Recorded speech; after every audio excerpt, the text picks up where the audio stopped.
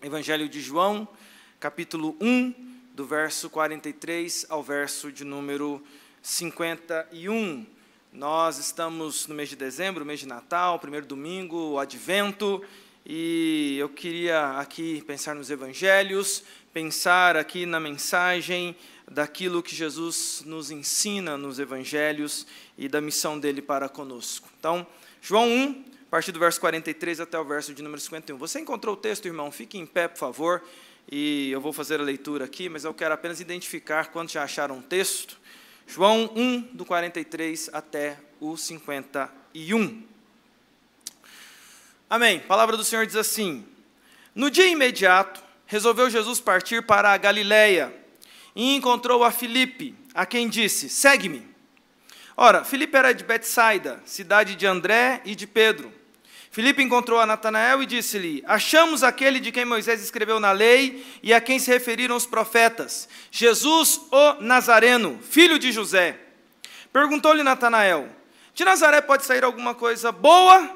Respondeu-lhe Filipe: Vem e vê. Jesus viu Natanael aproximar-se e disse a seu respeito: Eis um verdadeiro israelita em quem não há dolo. Perguntou-lhe Natanael: De onde me conheces?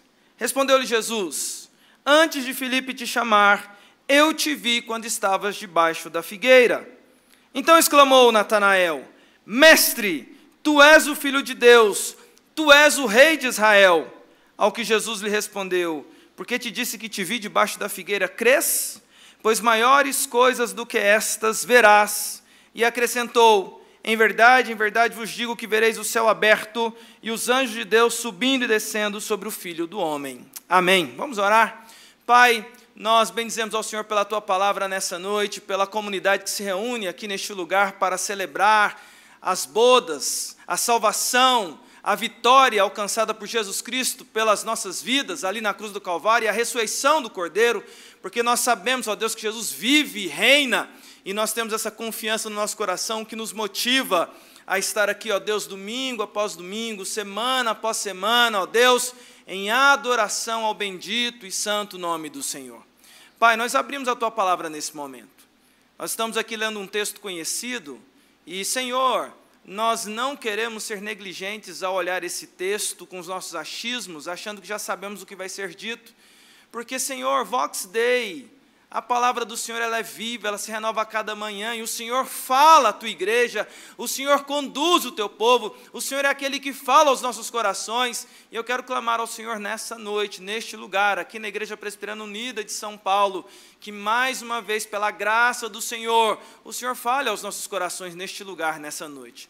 Não só os que estão aqui, ó Deus, reunidos aqui no nosso lugar de adoração, mas aqueles que estão acompanhando de casa também, ó Deus, que o Senhor os abençoe, que estejamos todos nessa mesma harmonia, promovida pelo Espírito Santo do Senhor, que reuniu a Tua igreja nesta noite, ó Deus, para estudar a Tua palavra.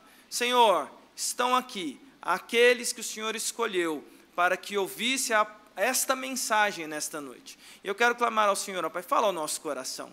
Pai, eu quero orar por mim nesse sentido, ó Deus, porque eu peço pela minha vida também, ó Pai, que o Senhor purifique o meu coração, meu e dos meus irmãos, perdoa os nossos pecados, ó Deus, limpa a nossa mente, limpa o nosso coração, sara-nos, ó Deus, da nossa maldade, em nome de Jesus, e nesse momento, ó Pai, a mim, que sou pregador da noite, ó Pai, capacita-me, ó Deus, Senhor, usa-me com graça, ó Deus. Senhor, que em nome de Jesus os meus lábios, a minha mente, ó Deus, estejam plenamente a serviço do Senhor e que tudo isso, ó Deus, seja para a honra e para a glória do nome excelso do Senhor, ó Pai. Portanto, ó Pai, cuida da minha mente, cuida do meu coração para que eu possa falar de Ti e para a Tua glória. Senhor, também eu ainda intercedo pelos meus irmãos.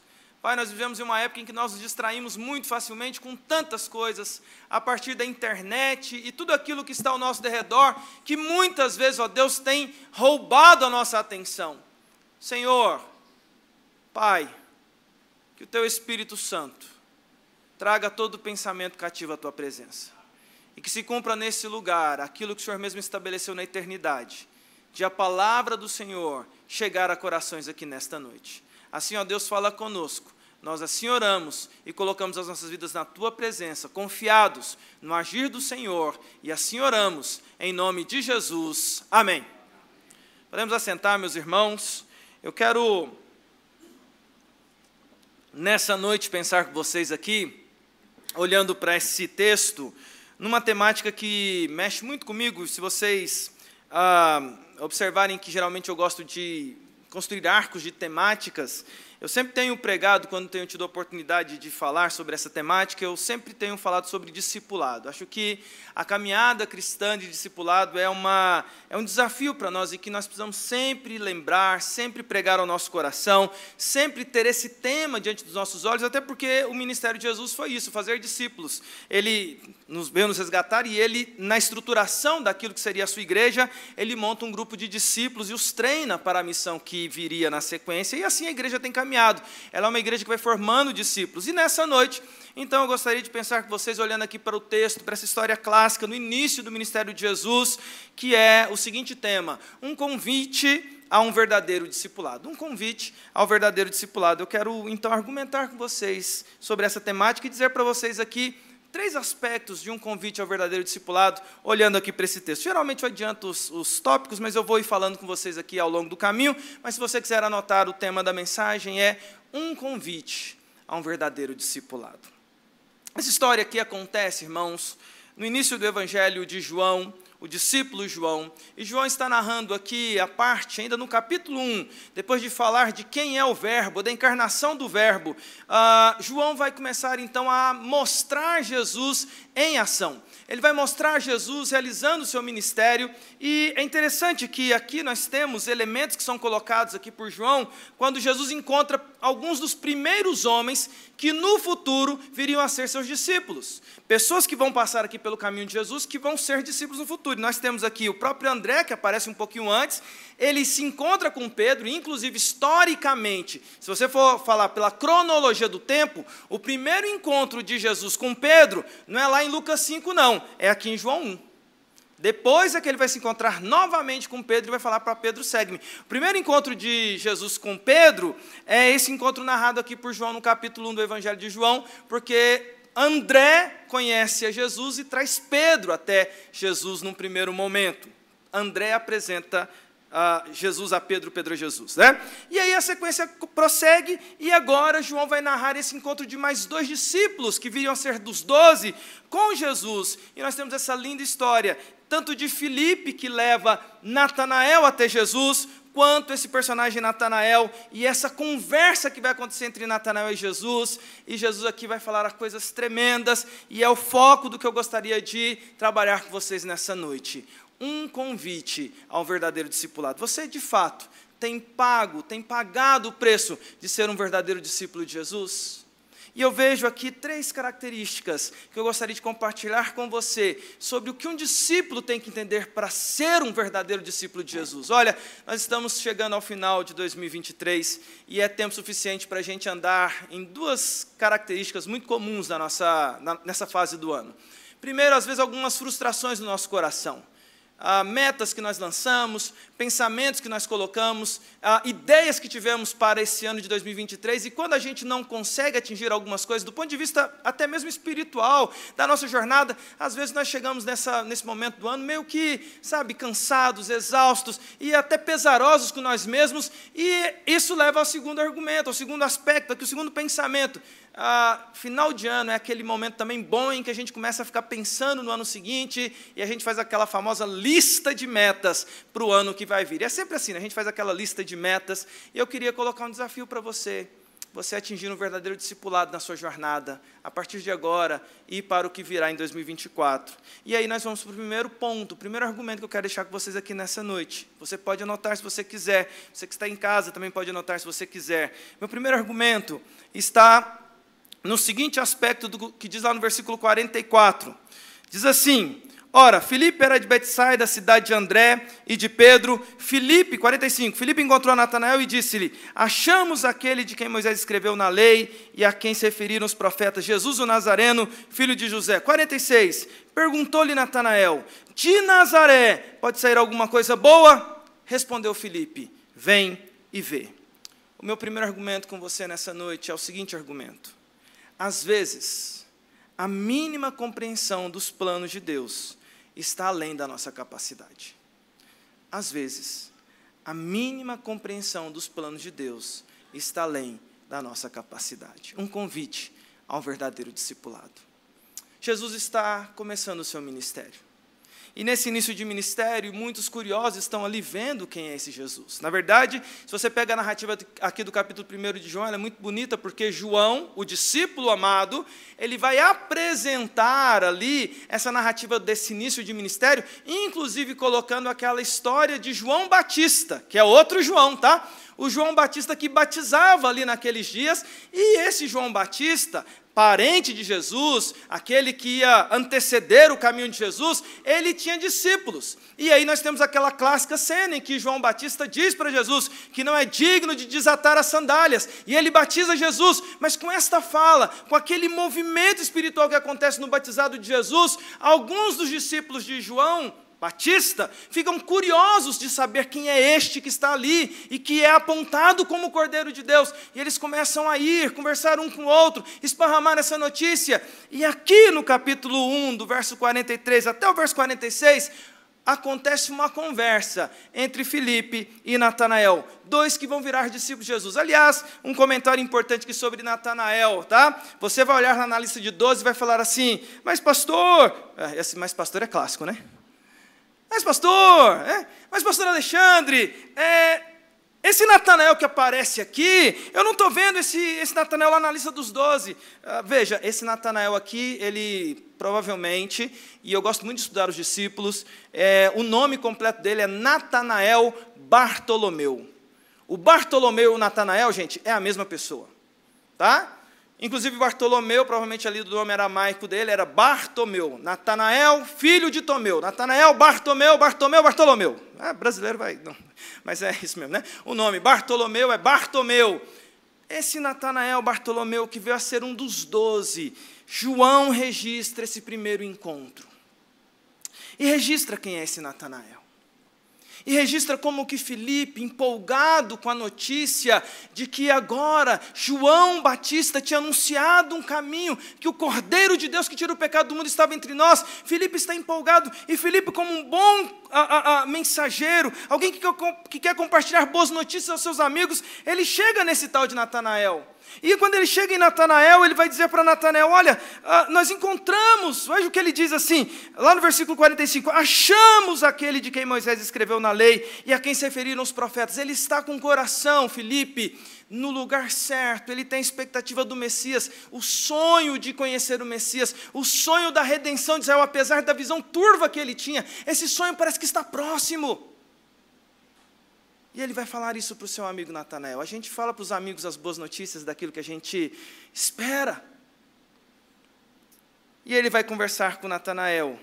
E a resposta de Natanael é muito interessante, vira um clássico também. Se estamos falando aqui de clássicos, essa resposta de Natanael é clássica, porque Filipe diz assim, achamos de quem Moisés proferiu, achamos o Messias. E aí Natanael me sai com essa resposta dizendo o seguinte, lá no versículo 45, perguntou Natanael, de Nazaré, pode sair alguma coisa boa?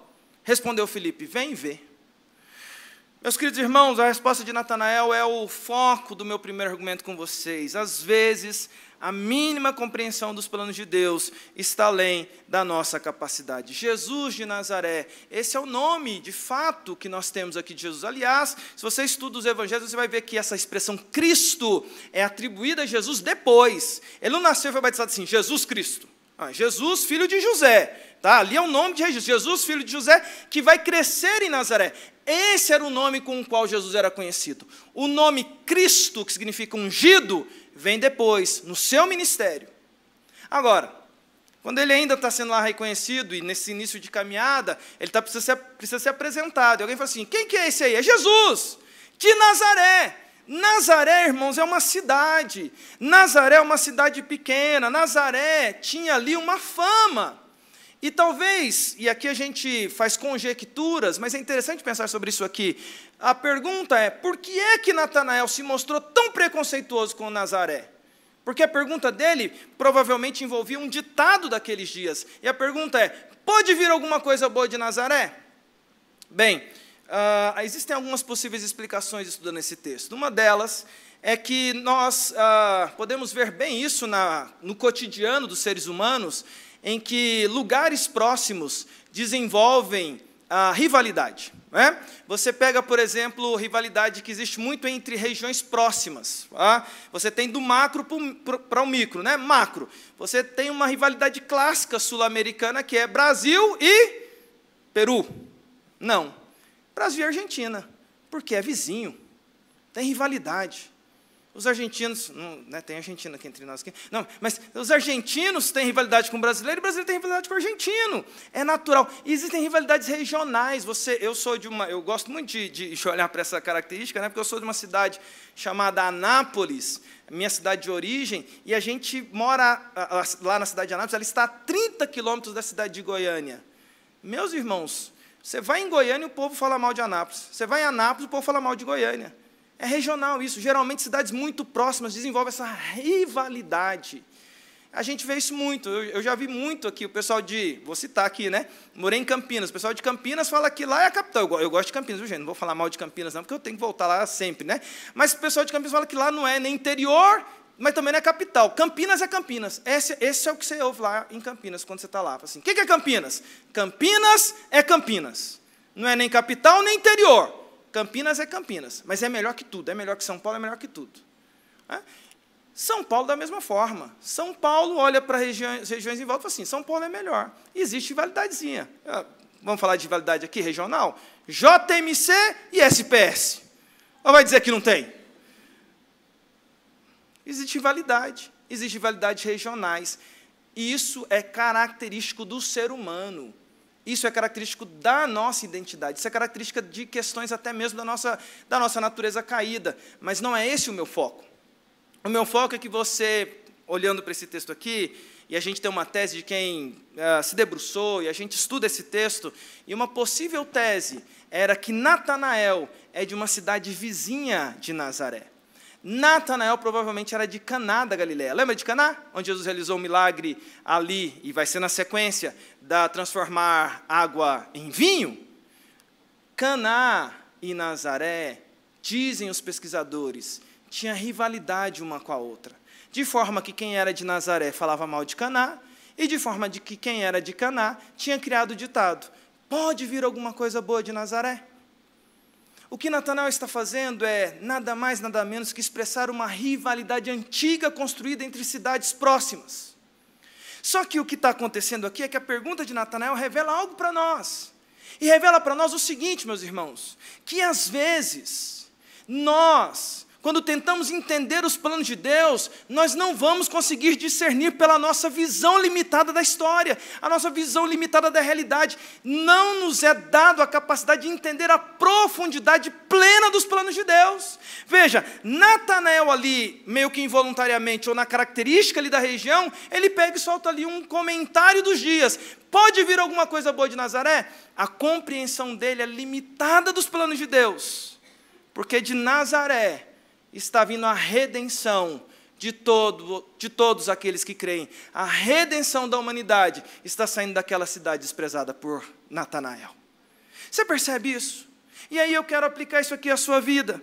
Eu quero dizer para você aqui nessa noite que nós, muitas vezes, não temos todas as respostas. Muitas vezes, nós não temos a capacidade de discernir por que situações angustiantes acontecem conosco, ou questões que a gente não tem a resposta. A gente não sabe do porquê algumas coisas estão acontecendo. Mas eu quero afirmar para você aqui nessa noite, meu querido irmão, às vezes, e eu poderia até colocar esse primeiro argumento como dizendo assim, muitas e muitas e muitas vezes, a mínima compreensão dos planos de Deus está além da nossa capacidade.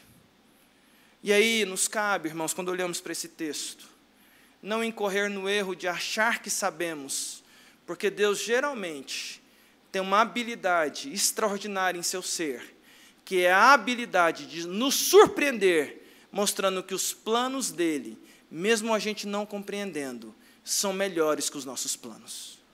O fato de você não compreender não deve levar você a se angustiar, Mas o fato de você não compreender deve levar você a crer e aguardar, porque o que Deus está fazendo é sempre melhor. E Deus sempre tem um plano perfeito para aquilo que acontece na nossa realidade.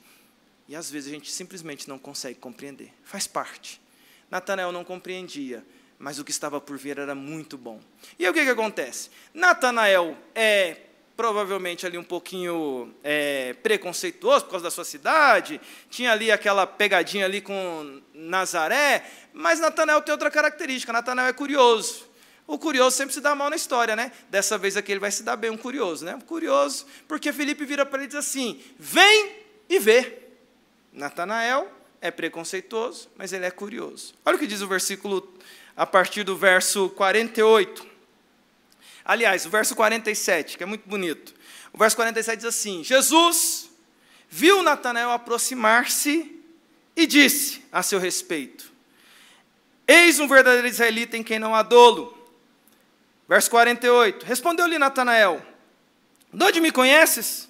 Respondeu-lhe Jesus, antes de Filipe te chamar, eu te vi quando estavas debaixo da figueira. Meu segundo argumento com você, meu querido irmão, nessa noite, um convite ao verdadeiro discipulado. Meu segundo argumento para você gravar no seu coração, anotar aí na sua Bíblia, na sua agenda, no seu celular, para que você não se esqueça. O segundo argumento é, sempre estamos debaixo do olhar do nosso Deus. Estamos sempre debaixo do olhar do nosso Deus. E esse texto é magnífico nesse sentido. Natanael recebe um convite, Filipe diz, vem ver com seus próprios olhos. Natanael vai. E olha o que acontece na descrição que João faz desse lindo encontro. Natanael está vindo, se aproximando, e esse texto aqui tem uma característica interessante. A iniciativa da conversa não é de Natanael, a iniciativa da conversa é do próprio Jesus. E Jesus, então, inicia uma conversa fazendo algo aqui que é magnífico, que acontece na Bíblia poucas vezes, não é todas as vezes que acontece isso aqui na Bíblia, porque é um registro de um elogio que acontece na Bíblia para o ser humano, para um ser humano. Algumas pessoas tiveram o privilégio de ser elogiados pelo próprio Deus. Meu irmão, como isso é um ser do meu coração, de repente Deus olhar assim, lá da glória e falar assim, eis ali o Alexandre, um servo em quem não há dolo. Gente, que coisa linda, porque diz o texto que Natanael está se aproximando, e aí nós temos mais um elemento aqui para entender esse Natanael. Jesus inicia a conversa e diz assim, eis um verdadeiro israelita, em quem não há dolo. Veja, Jesus está proferindo elogio, e esse elogio vindo da parte de Jesus significa o que para nós, irmãos? Jesus não está mentindo, Jesus não está fazendo politicagem, Jesus não está elogiando da boca para fora, Jesus é quem? É o Deus encarnado. João vem descrevendo que Jesus é o verbo de Deus. E agora, o verbo de Deus está proferindo uma palavra maravilhosa para esse indivíduo. E aí a gente tem Natanael, que é um pouquinho preconceituoso, é um homem curioso, mas ele também é descrito por Jesus como alguém que tem um coração sem dolo. Isso é magnífico. Só que a sequência da história mostra que Natanael é alguém sem dolo, mas ele é desconfiado. Ele é desconfiado. Eu tenho por minha impressão que Natanael é um ancestral dos mineiros. Eu acho que ele tem ali uma, sabe, o mineiro é meu descendente de Natanael. Porque olha só o que acontece aqui, gente. Jesus vai proferir um elogio. Lembremos, Natanael está curioso, ele não sabe ainda quem é esse Jesus. Falaram para ele, olha, o Messias, ele está indo lá para conhecer. Ele está chegando e vem um elogio. Gente, é um elogio. Eis um verdadeiro israelita em quem não há dolo. Olha a resposta que Natanael dá, gente. Veja se não é um mineiro falando aqui. Ele vai dizer aqui o seguinte, olha só. Olha a resposta de Natanael. De onde me conheces? Vem cá, você me conhece de onde? Você está me elogiando assim? Não é verdade? Você me conhece? Como é que você está me elogiando aí? Eu acho que Natanael seguia aquele ditado, a esmola quando é muito grande, desconfia, não é verdade? Ele está desconfiado, e a desconfiança dele é uma desconfiança que ele faz uma pergunta, vem cá, de onde que você me conhece?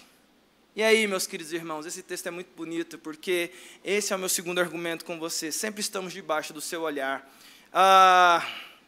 João está montando um quebra-cabeça para nós. E nesse quebra-cabeça, que é esse convite a um verdadeiro discipulado, está sendo mostrado para nós esse homem que tem dificuldade de entender os planos de Deus, mas esse mesmo homem que tem dificuldade de entender os planos de Deus, que tem ali, que é um ser desconfiado, ele é um israelita, e é um israelita que tem sonhado. Porque na sequência, olha a resposta que Jesus dá para ele. E aí então, discípulo João, mostra para nós uma nova camada para a gente interpretar esse texto. Estamos sempre debaixo do olhar de Jesus. Ele pergunta desconfiado: de onde me conheces?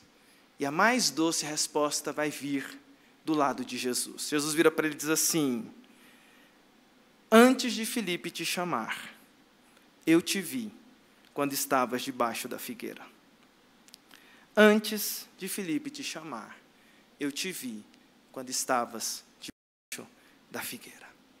Meus queridos irmãos, isso aqui, João, discípulo amado, revela para nós que esse Deus encarnado, segunda pessoa da Trindade, Verbo de Deus, ele é alguém que conhece e sonda os nossos corações. Corandel. Ele conhece os nossos corações. O nosso coração está por inteiro, o tempo inteiro diante de Deus. E como eu gosto de repetir essa expressão, para que de fato fique impregnado na sua alma. Corandel, o meu coração está por inteiro, o tempo inteiro diante de Jesus. Natanael está desconfiado e pergunta: de onde você me conhece? E agora ele está esperando uma resposta. E a resposta mais doce vem porque Jesus vira para ele e diz assim: antes de Filipe te chamar, olha a soberania desse Deus encarnado. Antes que Filipe te chamasse, Jesus diz para ele, e esse é um primeiro encontro, olha o que Jesus está dizendo: eu te vi quando estavas debaixo da figueira. Bem, aparentemente isso é uma resposta que para nós gera dúvida, né? Porque eu estou falando aqui, nossa, que resposta doce, que resposta maravilhosa, que resposta linda, e você deve estar pensando assim, mas o que tem de doce em Jesus falar assim: eu te vi debaixo da figueira, né? Alguém pode pensar assim: então o pastor está falando que vai ter doce de figo, né? Figueiras de figo. Piadinha de pastor hoje, para dar uma alegrada, né? Gente, quando você estuda a história de Israel, especialmente nos dias de Jesus, tem um livro que eu até recomendo você a adquirir, que ele é magnífico, que se chama A Vida Diária nos Tempos de Jesus. Esse livro é um livro que ele é magnífico porque ele descreve como era Jerusalém, como era a Galileia, como era aquela civilização nos dias de Jesus. E logo no começo daquele livro, ele começa a narrar, o autor, sobre algumas árvores que eram muito preciosas para os judeus, para os israelitas. Existiam 3 grupos de árvores que eram importantes para os israelitas. E ele cita a característica de cada uma delas. A primeira, mais importante na história de Israel, era a videira.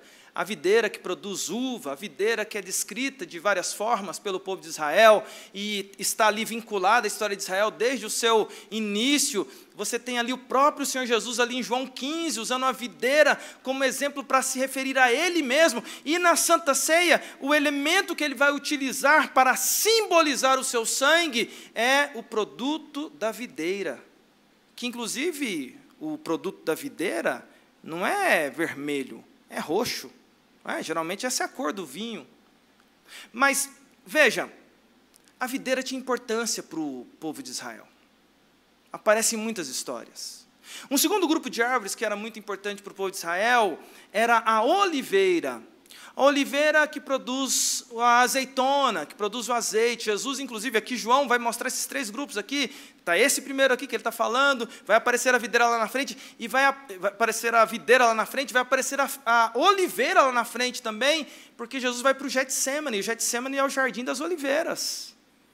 Um lugar ali onde os israelitas plantavam ali as oliveiras para dar azeitona, e a azeitona tem uma característica muito interessante: se a videira dá ali a uva, que é utilizada ali em vários elementos da vida do povo de Israel, a oliveira com a azeitona produzia o azeite, e esse azeite tinha usos em vários aspectos, tanto medicinal, quanto para alimento, quanto religioso. O óleo da unção tinha a presença de azeite. A oliveira era importante para o povo de Israel. Mas tinha um terceiro grupo de árvores que era muito valorizado pelo povo de Israel, pelos judeus. E esse terceiro grupo de árvore era a figueira. A figueira, ela tem uma característica de produzir figos, e ela ficou muito usual, e o livro lá, A Vida Diária nos Tempos de Jesus, mostra esse detalhe, que é muito bonito lá no livro, que descreve o seguinte: se você fosse na casa de um judeu, nos dias de Jesus, você provavelmente encontraria no quintal da casa, na estrutura ali daquelas casas pequenas, casas simples, mas você provavelmente encontraria ali no quintal da casa deles uma figueira. Por quê? Porque a figueira tem essa característica, ela você planta, ela rápido cresce, ela rápido dá frutos, e para a vida diária de um judeu, uma figueira era uma árvore essencial para você ter rapidamente ter ali o resultado dela. Mas tem mais uma característica da figueira que era muito interessante daqueles dias. Por que que a figueira era comumente usada no quintal dos judeus? A figueira, diferentemente da videira e da oliveira, a sombra da figueira é maravilhosa. A figueira, especialmente a figueira brava de Israel, essa característica desse tipo de árvore, a figueira, ela tinha uma característica que eram galhos longos e que faziam sombra em todo o quintal. Chegava a ter alguns galhos que faziam sombra sobre as casas. Lembre-se que aqueles dias não tinha ar-condicionado nem ventilador, então você precisava de um mecanismo para trazer refresco. Só que durante o dia, diz o livro Vida Diária nos Tempos de Jesus, a casa de um judeu teria uma característica: durante o dia, geralmente era panela no fogo e fumaça dentro da casa. Portanto, um judeu piedoso, quando ia fazer as orações, e aí o livro diz isso muito claramente, provavelmente se você estivesse andando por Jerusalém, pela Galileia, nos dias de Jesus, você vendo ali a casa dos judeus, você ia achar uma coisa interessante. Os judeus piedosos faziam as suas orações à sombra da figueira das suas casas. Eu não sei o que Natanael orou aquele dia. Eu não sei o conteúdo da sua oração. A tese que nós temos, olhando para a Escritura, é que Natanael foi orar, e talvez, meus irmãos, o coração de Natanael naquele dia estava profundamente angustiado. Talvez naquele dia tenha chegado naquele limite que nós chegamos, de chegar num ponto em que já não há mais esperança, já não se compreende o que está por vir, o coração às vezes se sente angustiado, sem resposta, sem direcionamento, às vezes tem coisas que você está orando há tanto tempo e a resposta não veio, não se sabe ao certo o que estava ali no coração de Natanael, talvez o anseio, o desejo dele de ver o Messias. O fato é que se acredita que Natanael estava ali debaixo da figueira, fazendo preces, e talvez ele tenha feito a prece mais decisiva da sua vida naquele dia. E Natanael seguiu para a sua rotina. Natanael está na sua rotina quando alguém diz: olha, tem ali alguém que está falando que é da lei de Moisés, aquilo que Moisés nos prometeu, o Messias. Natanael naturalmente diz assim: pode ver alguma coisa boa de Nazaré? Vem ver. O curioso Natanael vai, ele está chegando, esse homem que está vindo ali, eu imagino cheio de graça e de verdade, na pessoa do verbo, diz: eis o verdadeiro israelita em que não há dolo. Aquele homem estava orando. Jesus conhece aquele coração de alguém que pediu perdão pelos seus pecados, não há dolo por causa disso.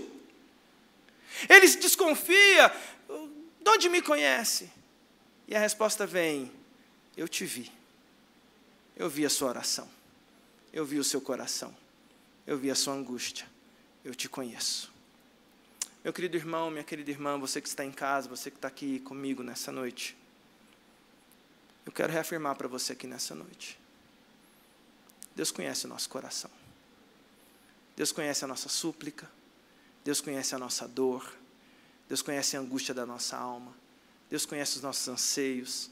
Deus conhece aquilo, minha irmã, que você está orando há anos. Quantas vezes a gente vê irmãs piedosas que oram pela conversão dos seus esposos, que oram pela conversão dos seus filhos, homens piedosos que oram por causas importantes, que oram pelo país, que oram pela igreja, que oram pelos seus líderes espirituais, que oram pelo seu trabalho, homens piedosos que têm orado para que Deus intervenha com misericórdia no seu local de trabalho, onde às vezes reina impiedade, homens piedosos, mulheres piedosas que às vezes têm visto a realidade de uma juventude perversa, de uma imoralidade tão usual, de escolas contaminadas por podridão moral, e a gente está orando, e às vezes a sensação que a gente tem é aquela sensação assim: meu Deus, será que alguém está vendo a minha oração?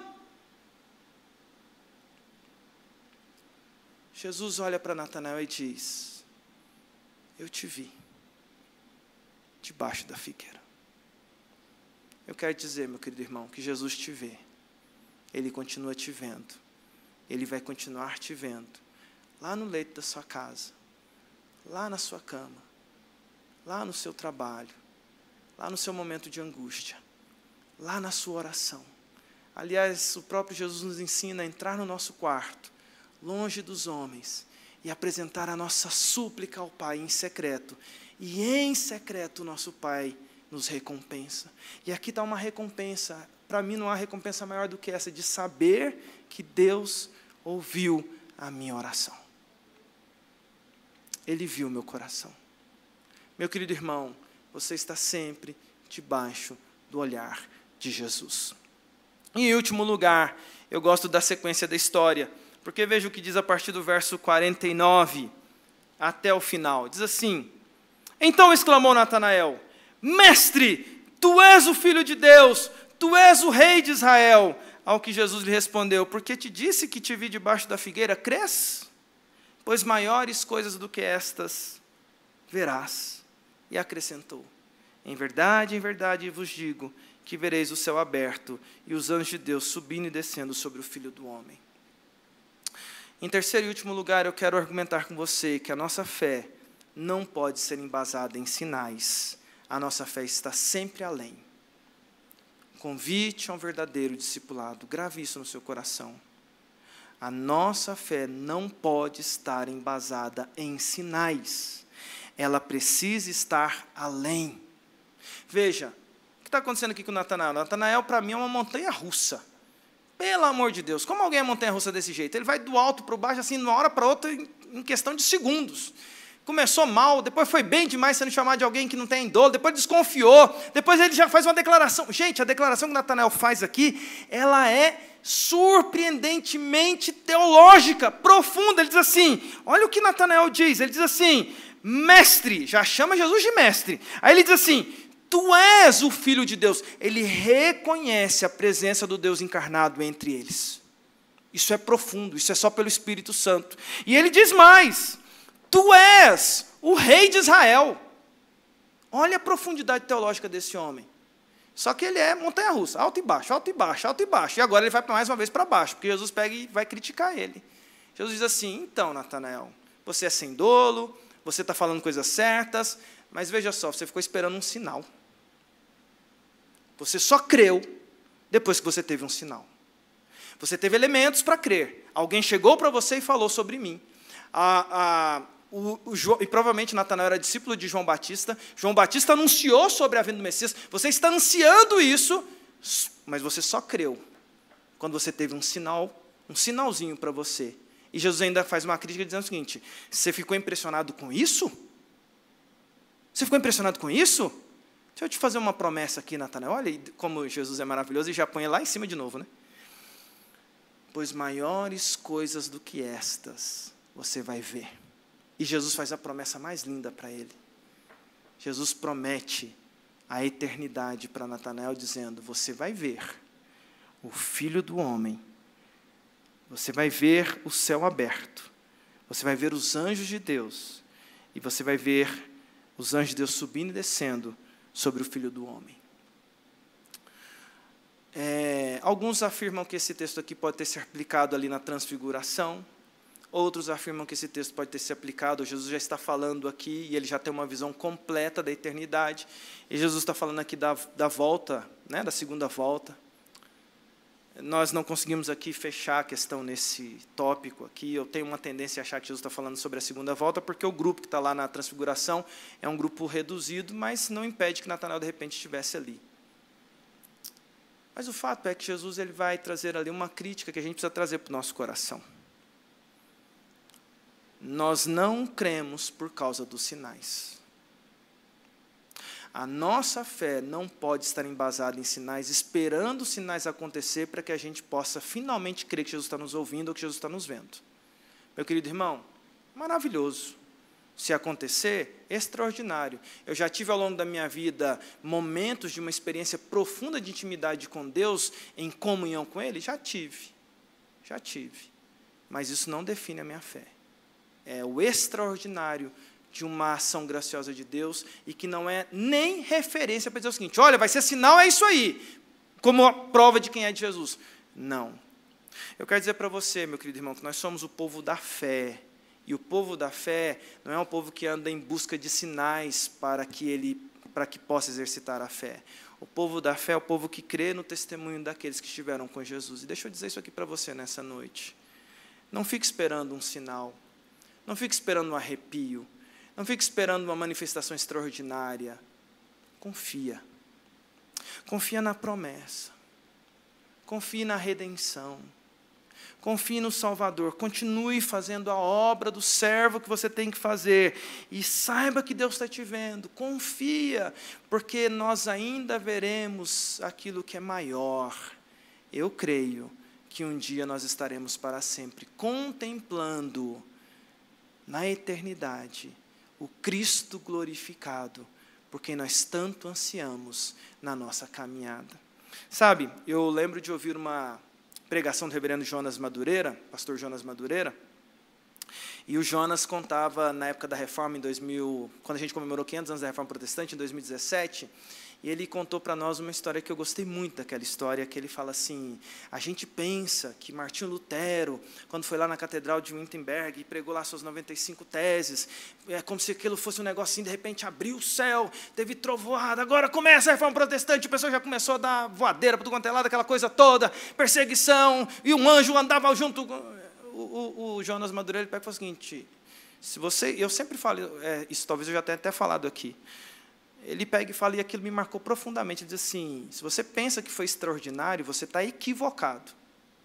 Se você estuda a história de Martinho Lutero, um mês antes, semanas antes, Lutero tinha ido na mesma catedral e tinha pregado outras teses lá. Porque Lutero estava fazendo isso, ele estava combatendo as heresias. Ele ia lá e pregava, ele ia lá e apresentava a tese, ele ia fazendo isso.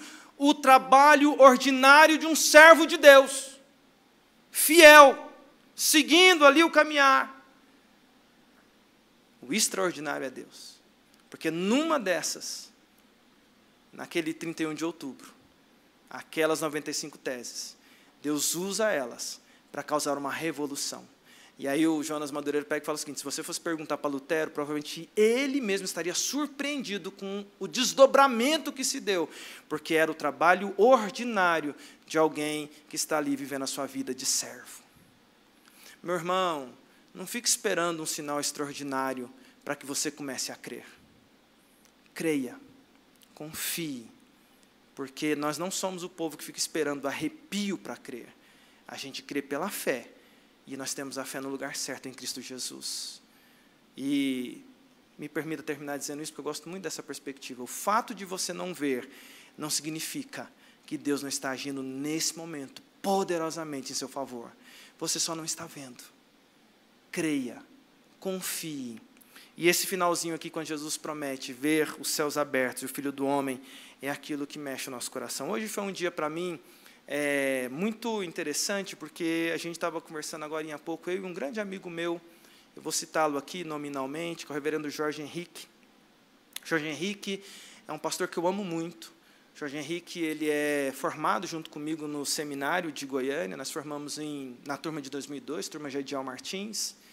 E o Jorge Henrique, a gente estava um dia na sala de aula, ouvindo uma pregação do reverendo Ronaldo Lidório, e estávamos eu e ele sentadinhos lá. O Jorge, um grande amigo meu, eu considero o Jorge Henrique meu irmão, né, meu irmão caçulinha, e a gente estava ouvindo a pregação do Ronaldo Lidório, ele falava sobre missões, e eu lembro que estava sentado do lado do Jorge, deu um ciricutico assim, eu falei: o que foi, Jorge? E ele pegou e falou assim: ai, Alexandre, Deus está me chamando para a missão. Ele falou lamentando: Xande, Deus está me chamando para a missão. E aí eu também estava profundamente impactado com a mensagem do Ronaldo Lidório, eu falei assim: Jorginho, se você for, eu vou também. Falei para ele, né? Os anos se passaram, Jorge foi para pastorear em Minas Gerais, eu fui pastorear em Campo Grande, Mato Grosso do Sul, depois fui para Goiás, minha região, ali de origem. E em 2012, o Jorginho liga para mim um dia e fala assim: Xande, lembra daquela promessa que a gente fez lá com o Ronaldo Lidório, naquela pregação do Ronaldo Lidório em 2001? Eu falei: lembro, Jorginho. Estou largando tudo.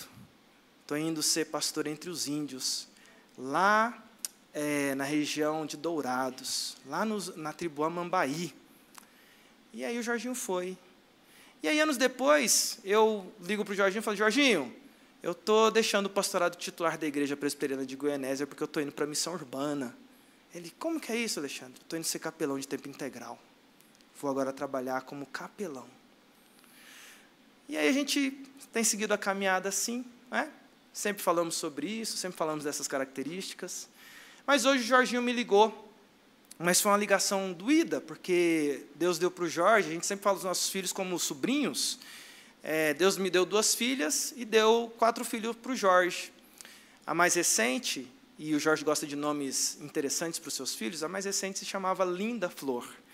A Linda Flor foi uma gestação que a gente ficou sabendo dessa gestação agora, nesse ano de 2023, quando eles vieram aqui em São Paulo visitar a minha família, a família de outro colega nosso que mora aqui, da mesma turma, e a Bia, esposa do Jorge, virou para a gente e falou assim, olha, eu estou esperando o 4º filho. Se for menino, vai ser esse nome, se for menina, vai ser Linda Flor, porque a segunda filha escolheu o nome, Linda Flor. Falei, nome diferente, mas vai ser Linda Flor. E aí foi a gestação da Bia, ao longo desses 9 meses, na verdade, ela estava no 8º mês.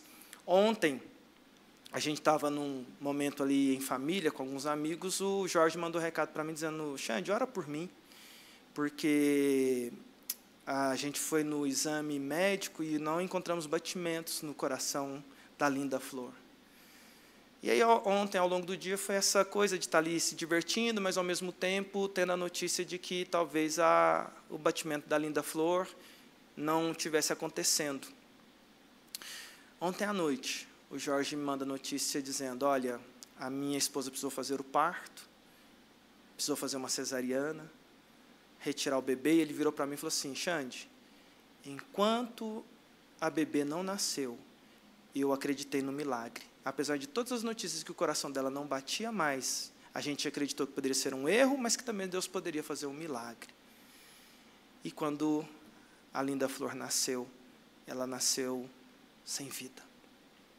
E aí hoje eu conversei com o Jorginho. Horas antes de estar aqui com vocês, eu consegui um tempinho para falar com meu amigo Jorge.